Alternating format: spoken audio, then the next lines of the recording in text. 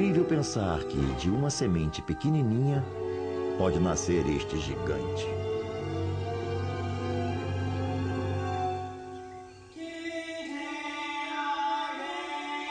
O mundo secreto dos jardins.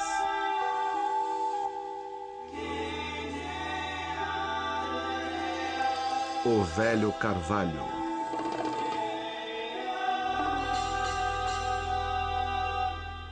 Distribuição Sinapse. Eles são uma das maiores criaturas do planeta, mas muita gente passa por eles sem sequer lançar um segundo olhar. Eu, por exemplo, fico sempre comovido com a beleza impressionante do poderoso carvalho. Se você parar e olhar para um carvalho, verá que é fácil se impressionar por sua enormidade, pela sua forte presença. Mas atrás dessa imensa estrutura gretada, centenas de pequenos dramas acontecem todo dia. Os carvalhos costumam ser os mais antigos do lugar. Em geral, senhores de 200, 300, 400 anos ou mais, ao contrário de outras espécies, como bétulas e álamos, que costumam se desenvolver muito rápido, que têm madeira mais frágil e que não duram tanto. Os carvalhos, por sua vez, têm uma estratégia bem diferente. Costumam crescer bem devagarinho, acumulando recursos gradualmente, de forma a produzir madeira bastante forte, de alta densidade e de forma a gerar galhos muito grandes. Comparando-se os carvalhos com o restante das árvores que você poderá ter, ela é lenta como a tartaruga ou o cabelo. Muitas outras árvores, como a macieira em particular, querem se adiantar o mais possível. E maçãs em particular formam um belo cenário na primavera. Mas os carvalhos usam uma estratégia um pouquinho diferente das outras árvores, porque estão ali para perdurar. Eles não têm tanta pressa assim na primavera para exibir sua folhagem, porque sempre há o risco de uma geada tardia lhes causar algum dano, algum prejuízo.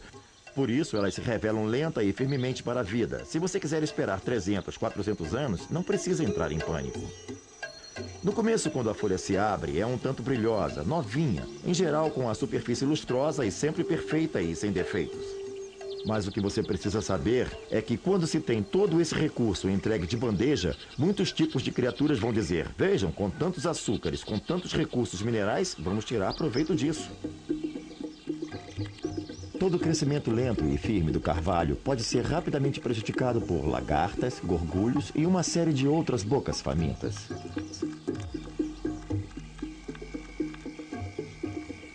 E embora as folhas sejam mais fortes que a maioria, sempre há criaturas em volta com o equipamento certo para fazer uma desconstrução rápida.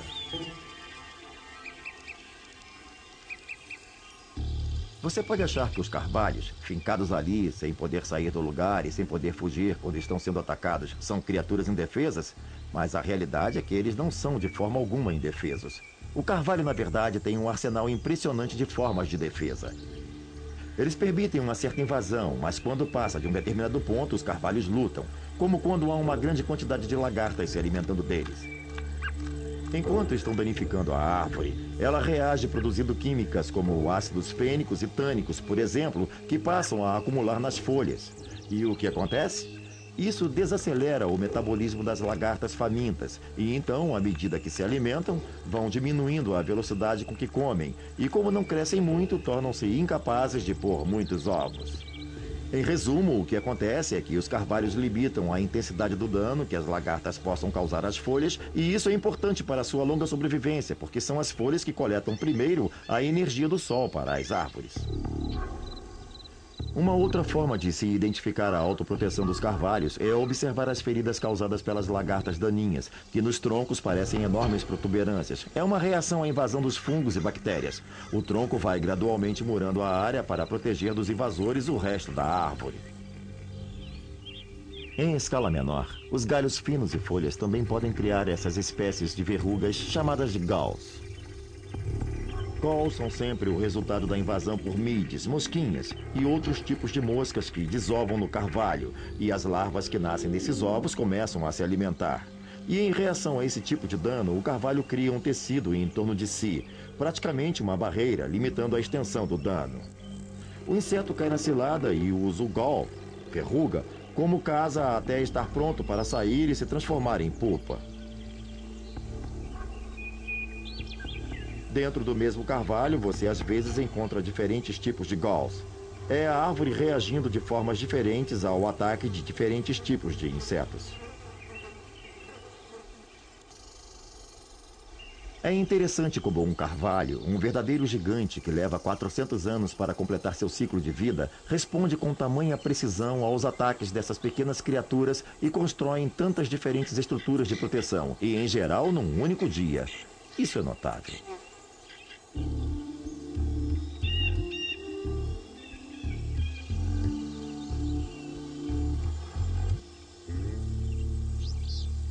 Apesar do seu tamanho e da sua força, os carvalhos podem fazer muito pouco para proteger sua descendência, as bolotas, dos predadores.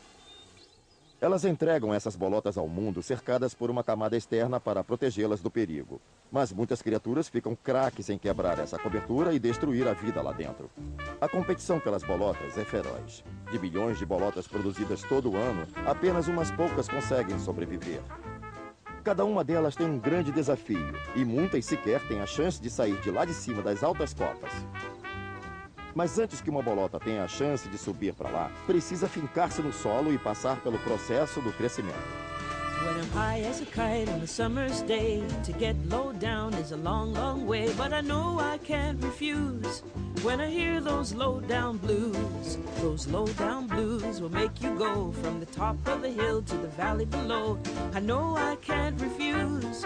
When I hear those low down blues, tell Uncle Jim and Brother Slim, tell old Sister Sally, we're gonna play those lonesome blues way down in the alley.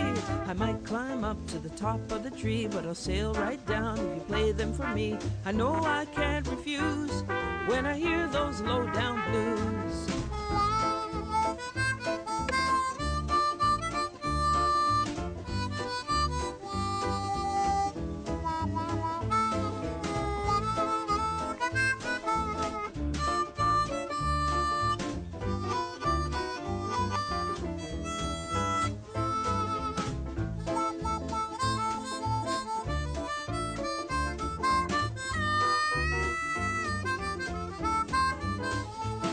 But I know I can't refuse when I hear those low down blues.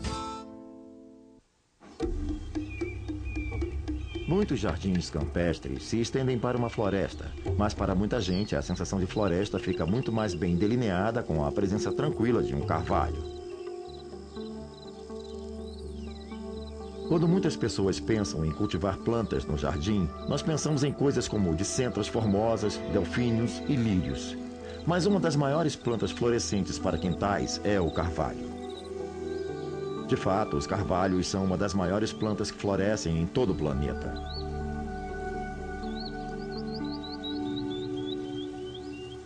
E como a maioria das plantas em jardins de flores, esses rapazes produzem pólen, que atrai uma série de criaturas polinizadoras. Mas os principais beneficiados são as criaturas que vão caçar os pretensos polinizadores, porque, ao contrário de muitas plantas florescentes, os carvalhos não precisam desses agentes, porque o próprio vento faz esse trabalho. O segredo para que o vento consiga polinizar com sucesso é produzir muito pólen e distribuí-lo amplamente. Os carvalhos têm galhos enormes que propiciam uma imensa área tridimensional sobre a qual eles podem balançar suas flores. Isso dá ao pólen uma grande oportunidade de ser levado pelo vento.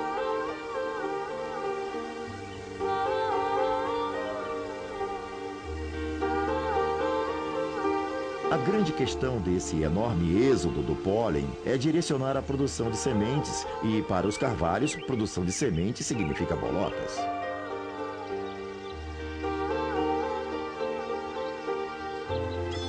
E bolotas germinam muito mais do que carvalhos. Há um gorgulho que deposita seus ovos em bolotas jovens e em desenvolvimento. Quando o ovo choca lá dentro, as larvas comem as partes internas da pequena e tenra bolota.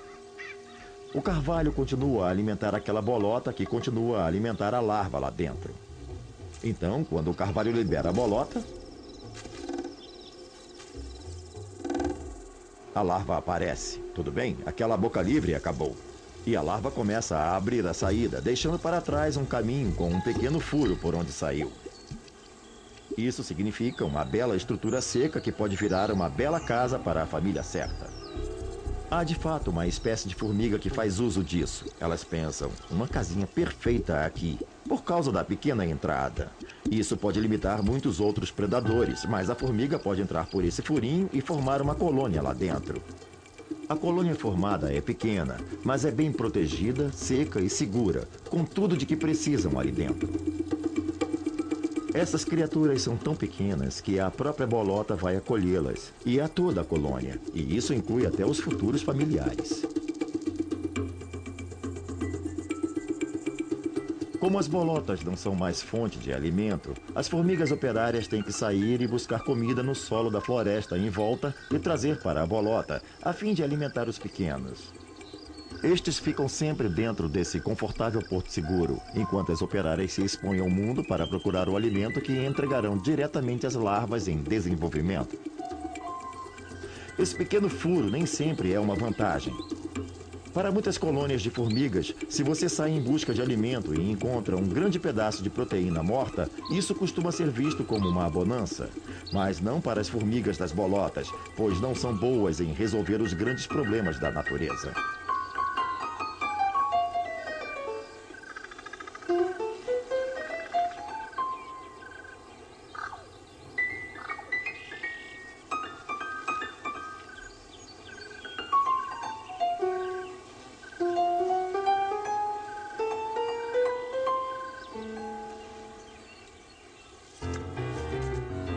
É claro que a vida numa bolota significa que você não precisa se preocupar em conseguir comida para casa, mas tem que se preocupar em não virar comida enquanto estiver fora de casa.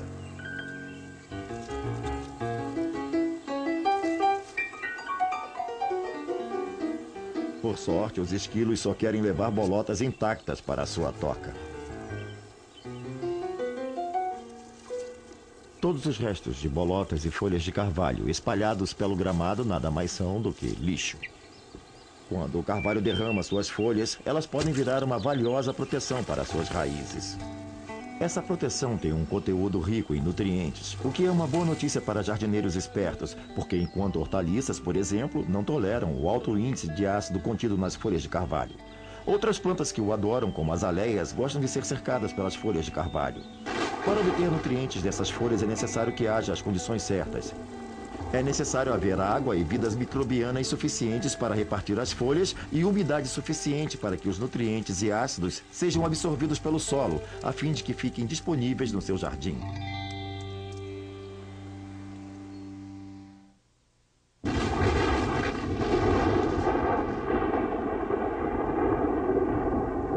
Fenômenos climáticos podem ser um sério problema para todas as criaturas vivas deste planeta, e carvalhos não são diferentes de ninguém. Quando um galho é quebrado por algo como um raio ou vento, a árvore verga para a base do caule e constrói naquela área uma saliência chamada colarda filial, praticamente separando a parte prejudicada do resto do corpo saudável da árvore. Mas a madeira do carvalho é tão mais densa do que a das outras árvores que essa providência é muito pouco comum, já que as partes do carvalho são bastante resistentes ao mau tempo. Isso significa que eles têm capacidade para sobreviver por longo tempo, o que quer dizer que, se você tiver que escolher um local para plantar um carvalho no seu jardim, precisa ter muito cuidado, porque não vai plantar algo para si mesmo, vai plantar algo para várias e várias gerações futuras. Os carvalhos são tão duradouros que viram sempre parte de qualquer paisagem. São típicos de zonas temperadas, mas são encontrados tanto no Velho como no Novo Mundo. No Novo Mundo, por exemplo, na América do Norte, há várias espécies de carvalho. Mais de 60, talvez mais de 70 espécies. Há carvalhos que se encaixam dentro da tipicidade e, claro, há outros que vivem em circunstâncias diferentes. Alguns se adaptam a viver num meio ambiente muito seco e outros conseguem viver em solos muito úmidos, inundados até. Uma das espécies norte-americanas mais comuns é o carvalho vermelho. É o carvalho típico, com lobos pontiagudos e podem ser encontrados principalmente em florestas secas. Há também os carvalhos ingleses, que têm folhas mais arredondadas e belas bolotas verdes.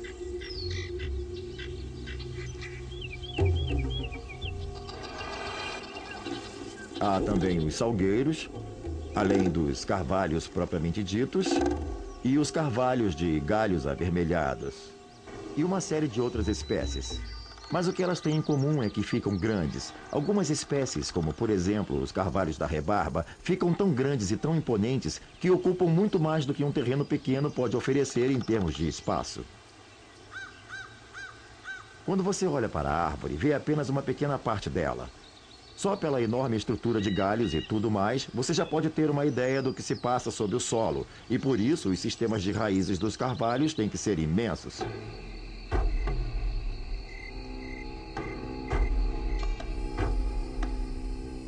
Há uma criatura bizarra que se alimenta das raízes do seu carvalho e faz isso por 17 anos até mostrar a própria presença. São as cigarras de 17 anos que passam 17 anos subterraneamente em forma de larva, se banqueteando nas raízes do seu carvalho, limitando o crescimento dele. Depois desse período de tempo incrivelmente longo, uma misteriosa indicação na Terra, que cientistas ainda não conseguiram decifrar, sinaliza que chegou a hora delas virem para a superfície. É como se uma criança tivesse passado 17 anos no berço e então tivesse que engatinhar, andar e correr tudo no espaço de alguns dias. Não é nada fácil.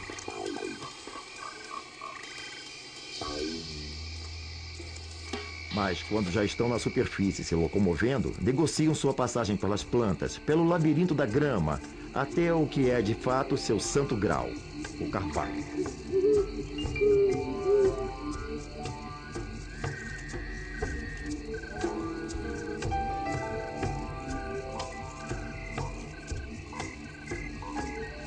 Lá elas têm que realizar a proeza árdua, uma única na vida, de se arrastar até a árvore e então subir pelo tronco até atingir os galhos da árvore. É a única vez na vida que elas terão que fazer isso, portanto não é surpresa que algumas tenham alguma dificuldade. Mas a maioria encontra um local confortável na árvore, onde se dá uma incrível transformação.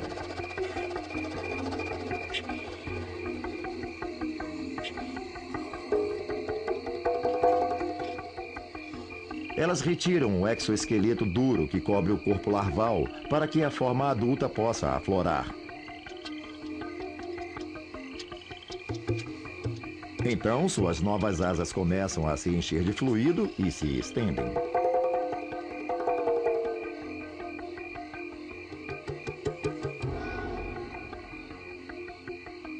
Elas são frágeis e vulneráveis nesse estágio e precisam esperar um pouco até que a forma adulta as habilite para a ação. E há tantas passando pelo mesmo processo ao mesmo tempo que você vai acabar vendo toda a árvore coberta por exoesqueletos descartados das larvas. Leva cerca de uma semana inteira para que este processo se complete, mas assim que escurecem e sua pele se solidifica, os machos estão prontos para fazer o que as cigarras sabem fazer muito bem: cantar. O canto, é claro, é uma forma de se apresentar para o acasalamento. Da mesma forma que machos de outras espécies podem exibir suas belas penas ou seus belos carros esportivos, essas criaturas exibem sua canção. E se cantarem bem, uma fêmea pode ser atraída.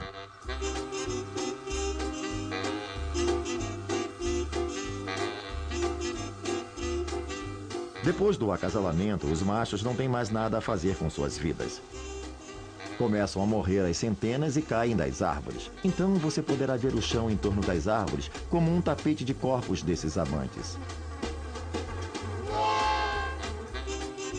Mas o trabalho feminino, como dizem, nunca acaba. As fêmeas ainda têm tarefas a fazer. Elas precisam pôr os ovos. As fêmeas procuram novos pequenos galhos e os furam, como uma furadeira, com seu longo ovipositor. Depositam seus ovos em segurança bem no coração do galho. Essas múltiplas feridas de perfuração podem ser ruins para um carvalho em desenvolvimento e alguns galhos poderão nunca se recuperar dessa dura experiência.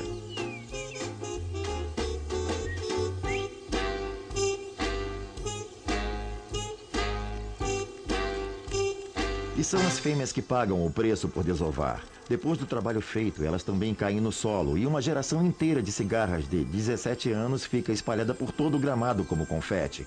Elas morrem sabendo que seus ovos lá em cima do carvalho logo vão chocar. Vão cair no solo e se esconder no solo, onde passarão os próximos 17 anos se alimentando das raízes desse carvalho, até o próximo grande evento, a próxima grande orgia.